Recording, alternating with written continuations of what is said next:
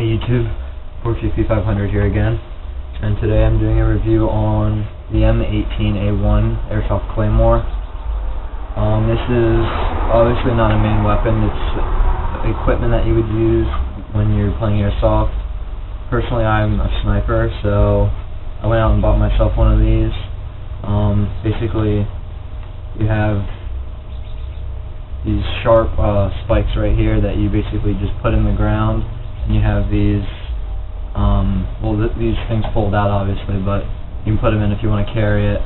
It's pretty small, but you put this in the ground and then you put it at the angle you want, and then you basically have a remote trigger with an antenna right here that you pull the antenna out, and you have buttons A through D on there. You can set up to 4 of them. I mean, I got this for $125 on evike.com. I mean, I guess you could get 4 if you want, but then you're looking at over $400, $500 actually for 4 of these. But I mean, if you're that hardcore about Airsoft, then go right ahead. But for me, just one of these is enough. You can either use a remote detonator, or I don't know if you saw yet, but there's a loop in the front. This is the trigger mechanism. It pulls it forward, which releases this is spring powered, by the way. There's no gas involved. You can use it as many times as you want, and it won't burn a hole in your pocket. Basically, I have some really thin fishing line that my one friend gave me, and give a shout out to him for that, because I didn't have any, and having a tripwire is way cooler than remotely detonating it, because you can just set it and forget about it. And my knot just came out there, so I'm going to have to retie that. But anyway, get a little more in-depth on the landmine itself. Basically, if you look on the top, you have, like I said, the trigger mechanisms right here.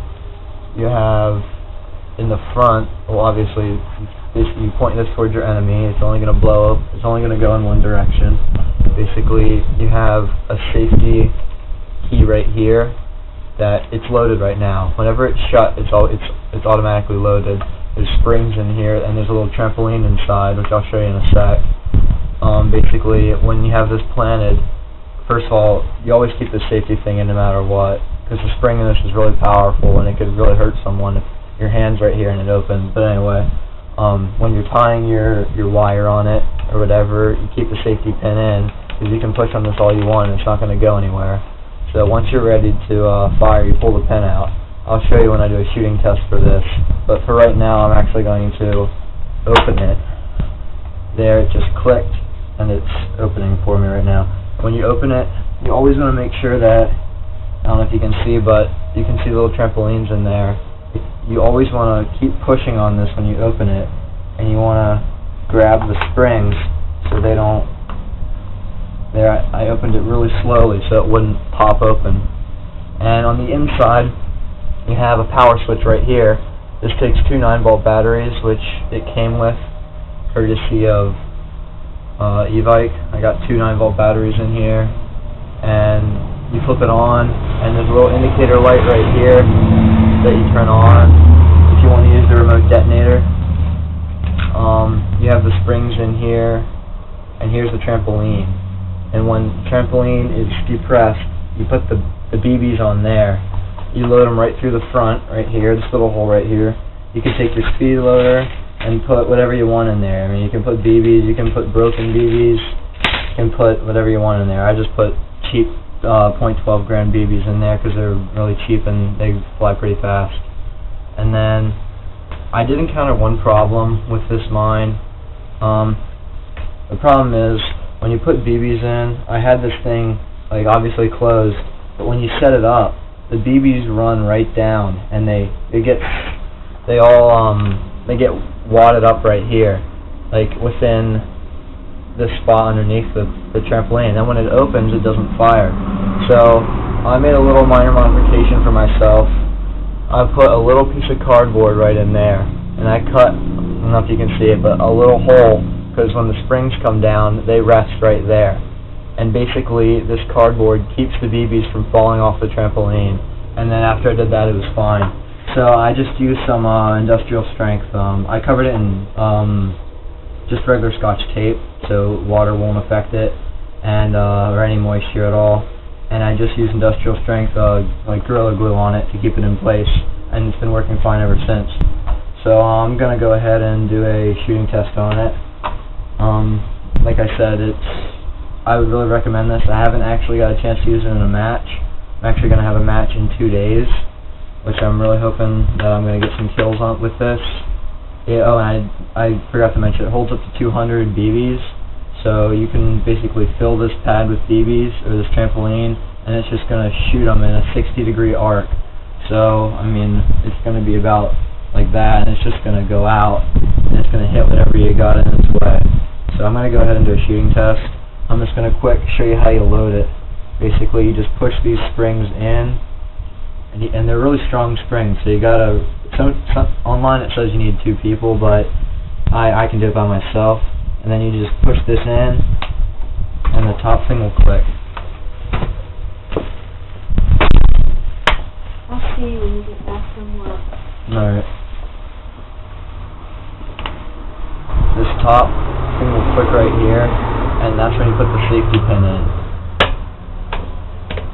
So once you have that thing right there, you just take your safety pin, and you don't want to lose this, because this is one of the most important things.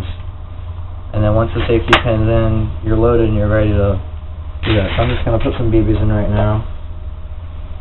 Actually, I need to turn it on. Oops. That's another thing. You got to make sure, and if you forget to, hang on, my mom's leaving right now, so her car's going to make a little noise, but if you forget to turn it on, you can just open it a little bit and just hit that switch that turns that indicator light on. That means it's ready to go. And then you just lock it again, put the safety pin back on, and you're ready to roll. And that will tell you you're ready to fire. So I'm going to take 2 sheets of paper for this firing test, because obviously it's not going to be that tight of a grouping, so they're going to go everywhere. I'm going to load about, looks like 60 in there, just right in the front. And I believe these are .12. I do not actually know, but these are just the BBs I had laying around. And that's all you need. And you just stuff them in the front, and you should be fine. And my safety pin just fell out there. There, alright. I'm going to go ahead and do a shooting test now. 4HP500 here, and I have the M18a1 Claymore. I have it set up, and about 8 feet away I have my target set up with 2 pieces of paper, rubber banded rather than just one, to see what the effective distance for this is, what the spread pattern is. And obviously this is about as far as your target's ever going to be, because this is a tripwire, obviously. And I mean, you could, I guess if you wanted to, you could put like 200 feet of cord if you wanted, but I mean, that'd be kind of ridiculous. So most of the time I'm only going to have about this much cord on it attached to something else, and they're just going to walk over it. But right now I have my remote detonator, and I'm just going to basically just fire this and see how it turns out. So I have my dust cover off, it's all primed, and it should fire. I just have to set this thing back, and it should be firing now as soon as I hit this button. There we go. And as you can see, when it fired, it stayed in the ground and it opened up that way.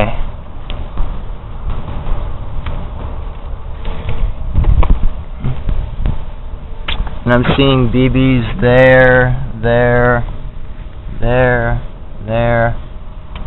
even over there. I mean, I'm seeing BBs everywhere.